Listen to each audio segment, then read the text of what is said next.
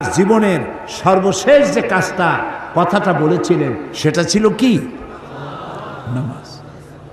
ইন্তেকালের 5 দিন আগে প্রচন্ড জ্বর হলো, মাথায় যন্ত্রণা হলো, বারবার বেহুশ হয়ে পড়েন। যে রাত্রে ইন্তেকাল করবেন সেই রাত্রে সাহাবায়ে কেরাম কেউ ঘরে ফেরে নাই, সবাই কাঁদতেছে। সকলের ধারণা নবীজি খুব তাড়াতাড়ি বিদায় হয়ে যাবেন। ঘরের মধ্যে স্ত্রীরা কাঁদেন, জামাই কাঁদেন, নাতি নাতনি কাঁদেন। সব থেকে বেশি কাঁদছেন হযরতে মা ফাতিমা রাদিয়াল্লাহু তাআলা আনহা। রাসূলুল্লাহর হুশ এলো, হযরত ফাতেমার কান্না দেখে কাছে ইশারা করে ডাকলেন, কানে কানে কি যেন বললেন। হযরত ফাতেমার কান্না বন্ধ হয়ে গেল। হযরত আয়েশা ফাতেমাকে ডেকে বলেন, মা তোমার আব্বা জান কি তোমারে বলল, কান্না বন্ধ হলো তোমার? হযরত ফাতেমা বলেন, মা আমার আব্বা জান আমাকে কানে কানে বললেন, মা কাঁদিস না, তোর কান্না আমার বরদাস্ত হয় না। আমি তোমাকে সুসংবাদ শোনাই, আমি মরে যাওয়ার পর সবার আগে তোমার সাথে আমার দেখা হয়ে যাবে। হযরত ফাতেমা বুঝতে পেরেছেন এর অর্থ হলো রাসূলের ইন্তেকালের পরে আত্মীয় স্বজনের ভিতরে সর্বপ্রথম ফাতেমার ইন্তেকাল হবে। হয়েছিল তাই। রাসূলুল্লাহ বেহুশ হয়ে পড়লেন, আবার হুশ হলো, আবার বেহুশ হলেন।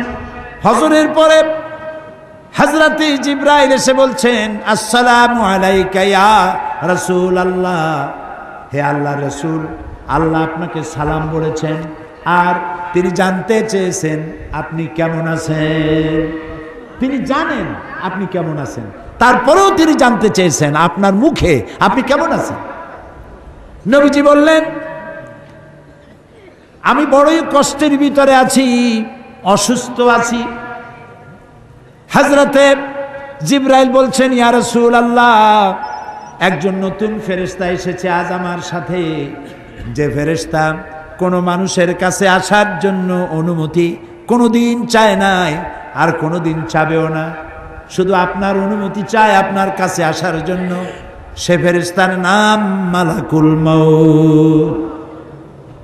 হযরতে মালাকুল মউত রাসূলের অনুমতি নিয়ে রাসূলের জাসাদ মুবারকের কাছে এসে সালাম পেশ করলেন।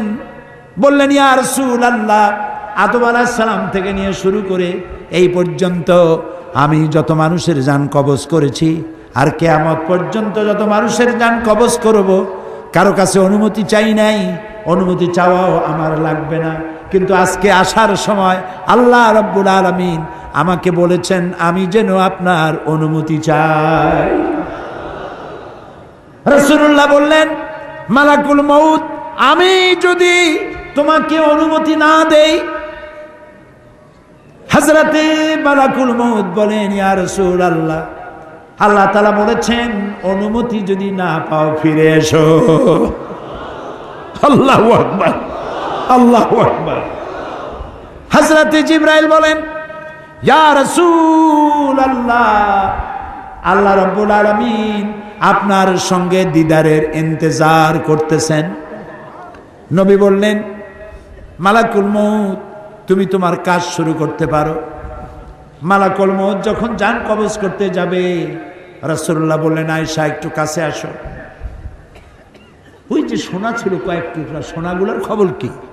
6 টুকরা, ছোট্ট ছোট্ট 6টা টুকরা সোনা ছিল, সোনাগুলো কই? হযরত আয়েশা বলেন, আমি তার যত্ন করে রেখেছি।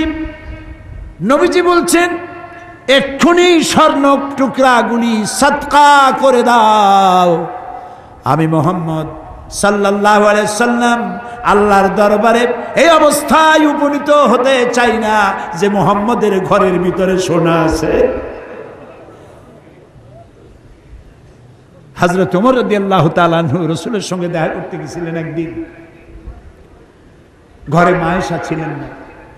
হযরত ওমর সালাম দিয়ে ঘরের মধ্যে ঢুকে দাঁড়ায় দাঁড়ায় কাঁদতেছেন, বাচ্চা শিশুর মতো ডুকরে ডুকরে কাঁদছে। রাসূলুল্লাহ জিজ্ঞেস করছেন, ওমর কান্দো কেন?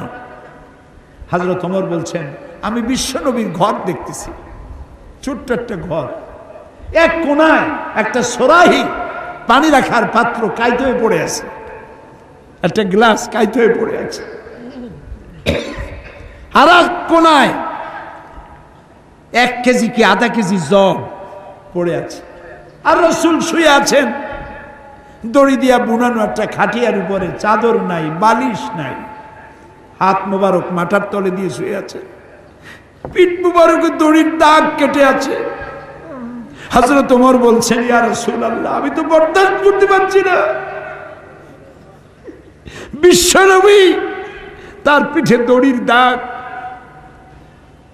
পানির পাত্র কাইট হয়ে পড়ে আছে, খাট নাই, বালিশ নাই, আপনি আমাকে অনুমতি দেন, আমি আপনার জন্য একটা তোষক বানাই নিয়ে আসি।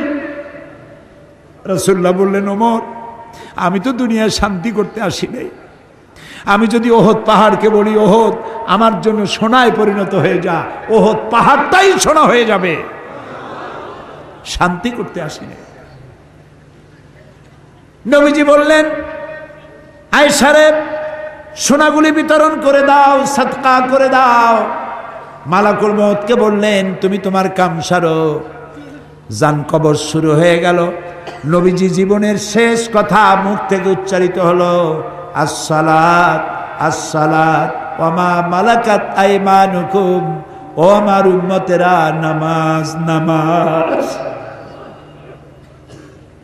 ইন্তেকালের সময় মেয়ের কথা বললেন না, নাতির কথা বললেন না, জামাইয়ের কথা বললেন না, উম্মতকে স্মরণ করালেন, ও আমার উম্মতেরা, নামাজ ছেড়ে দিও না, আর তোমার অধীনস্থ ব্যক্তিদেরকে জ্বালা যন্ত্রণা দিও না, চাকর বাকরের জ্বালা যন্ত্রণা দিও না, গরিব মানুষের দিকে লক্ষ্য রেখো। আর আমি চিরজনমের মতো তোমাদের থেকে বিদায় নিয়ে গেলাম, নামাজ ছেড়ে দিও না। কিয়ামতের দিন ওই রাসূল যদি আমাদেরকে উম্মত বলে পরিচয় না দেন, জান্নাতে যাওয়ার উপায় নাই।